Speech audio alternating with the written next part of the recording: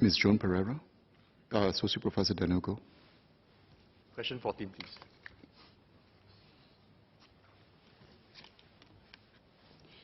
The National Environment Agency started appointing socially conscious operators to manage new hawker centres on a not-for-profit basis in 2015. As private sector operators, they have experience in food and beverage operations, as well as property and lease management. This expertise could be harnessed to attract new hawkers to the trade, provide residents with a variety of good and affordable food choices, and improve the vibrancy of the hawker centres by, amongst others, ensuring that sufficient stalls are open during meal times and organising place-making programs at the centres. This is in contrast to some existing hawker centres where stallholders operate shorter hours and hence do not fully cater to the dining needs of residents. The operators have brought benefits to patrons and stallholders. They have ensured that hawkers provide clean and tasty meals to residents. The operators have also introduced interesting food concepts and options such as prawn-paste chicken rice and halal zi cha, and new dining concepts such as Fairground at Pasir Ris Central Hawker Centre, which brings together hipster hawker fare such as beef bourguignon and kebabs to attract younger patrons to the hawker centres. Almost every stall in the new hawker centre offers at least one economical meal option priced at $3 or less. The operators have also implemented productivity improvements that are critical for this manpower-intensive sector. Centralised dishwashing has reduced hawkers' workload while improving the cleanliness of the centre. During my recent visit to our Tampines Hub Hawker Centre, a stallholder expressed that centralised dishwashing helped him save on water charges and address his challenges of hiring dishwashers. The operators have also complemented the government's efforts to support aspiring new hawkers. One example is the entrepreneurship program introduced by Fei Xiong at Haokang Tzi Yuan Hawker Centre, where new hawkers are provided with on-the-job training to help new entrants operate their stalls. They are mentored by veteran hawkers, some of whom have even shared culinary experiences as well as their recipes. 16 hawkers have benefited from this program to date. Nonetheless, we recognize that there have been concerns over cost to stallholders. NEA ensures that rentals charged and essential services that contribute to operating costs are reasonable. One key tender evaluation criteria when evaluating bids from potential operators is the rental and operating costs that the operators will charge stallholders. Operators who propose lower rentals and operating costs will be considered more favourably, and they are not permitted to vary these charges over the term of the tenancy. Before signing any tenancy agreement with potential stallholders, the operators will have to make known these charges to them. Operators must also bear the risk of rental arrears and stall vacancies. In addition, NEA requires operators to be transparent about costs. Any new charges, including optional charges for value-added services offered by the operators, are subject to NEA's approval. These measures limit the potential profits, if any, of operators and ensure that rentals are affordable for stallholders. Today, the stall rentals, together with operating costs at our new hawker centres, are significantly lower than those in comparable food courts and coffee shops. The operators also fund their own initiatives to achieve social objectives and enhance the vibrancy for the hawker centres. These include the $1 meal carnival at Yishun Park Hawker Centre in June this year to attract the community to dine at the centre, and the offering of drinks at concessionary rates for senior citizens at Jurong West Hawker Centre. It takes time for a new hawker centre to establish itself. The government will continue to refine and improve the management model so as to provide affordable food in a hygienic environment while allowing hawkers to make a decent livelihood. With time, we expect the new hawker centres to enhance their vibrancy and grow into valued community dining rooms. Associate Professor Danogo. QSMS, two questions. Was NEA aware of the extra costs that were at the centre of the recent public concerns? And the second question is, does NEA conduct regular surveys of the hawkers with respect to satisfaction with the management and or any other management issues that they would like to bring up to NEA?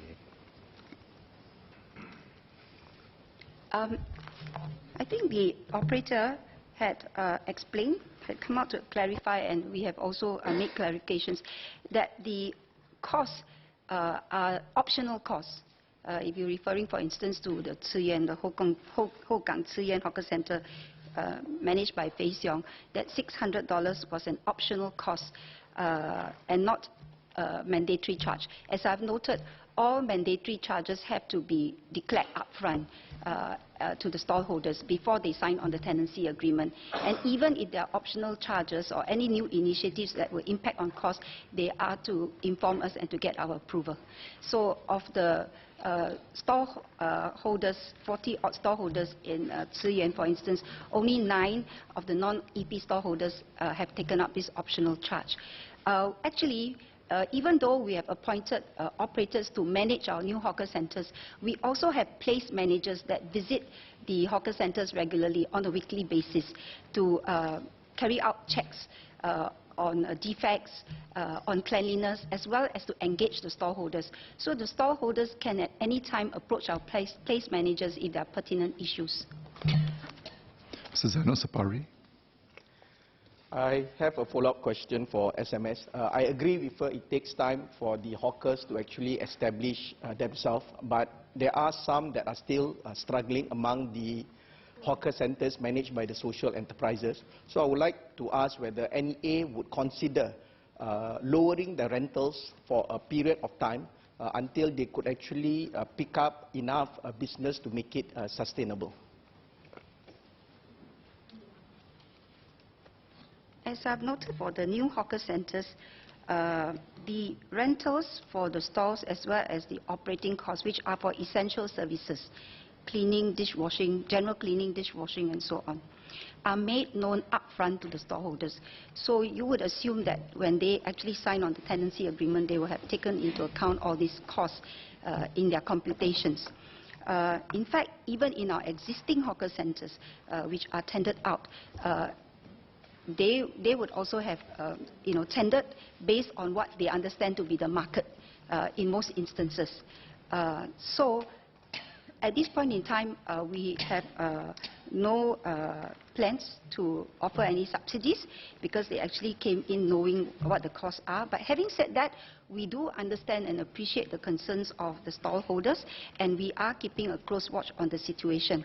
As a matter of fact, for the hawker centres, the new hawker centres, as I've said, it takes time for them to establish their business. And I think it's not unexpected that some stalls may not do as well as others at the beginning.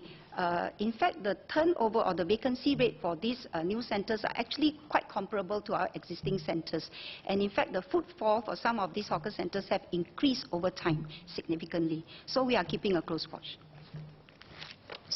Mr. Louison. Quick point to echo what Member Zainal Sapari has said, that whether we really can provide some subsidies for the hawkers at some of these social enterprise hawker centres, which really are not doing well. I know they came in knowing what the rental is, but the fact now is that, in contrast to what Prof. Goh has stated, some of them are really finding it hard to break even, the social enterprises. So can we provide some help to the hawkers at these social enterprise hawker centres, which really are not doing well because of very low footfall?